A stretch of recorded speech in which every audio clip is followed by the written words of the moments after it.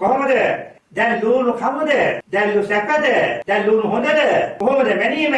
ඊයේ මම ලුණු කිලෝයක් ගත්තා. ලුණු කිලෝයක රුපියල් 250 260 සතොසෙන් ගත්තේ බත්තර මුල්ලේ. නාම කරුණාරත්න මහත්මයා එදා ගොවි ජනතාවලකට ගියේ කොහොමද? අර ඉලුගත් මානංගත් ලුණු ගෙඩි නොයෙකුත් ආදිය වදුරාගේ නැට්ටේ විතරයි කෑවේ නැත්තේ. ඊළු දේවල් ගොවි ජනතාවට ගිහිල්ලා කාලා පෙන්නුවා.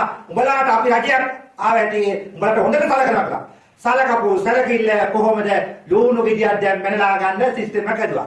ගොවි ඔක්කොම ගෙඩිය පිටින් ඡන්දේ දුන්නේ වෙනසකට ජාතික ජනබලවේගය ආවොත් අපිට පසුගිය රජයට වඩා ලුණු සහ වීවැට අස්සනට මුදලක් ගන්න පුළුවන් කියලා. ගොවිජනතාව ගහන්න කැමති. දැන් ඔයගොල්ලන්ට සැපද මේ ලුණු ගෙඩිය මෙහෙම මනින්න එකක් හල්ලා. මන්න සිස්ටම් එකක්. වසන්ත සමරසිංහ මහත්තයෝ ඔබතුමාලාගේ ඩීල් එකක් විදේශ රටක තියෙනවා නම් ඒවා ලුණු ගෙන්නීමේව තියාගන්න. රටේ අහිංසක ගොවිජනතාව විනාශ නොකර ගොවින්ට අවශ්‍ය කරන මේ ගොවිජනතාවගේ ලුණු ටික අරගෙන අමුන්නාදාගේ තියෙන වගකීම ඉෂ්ට කරන්න.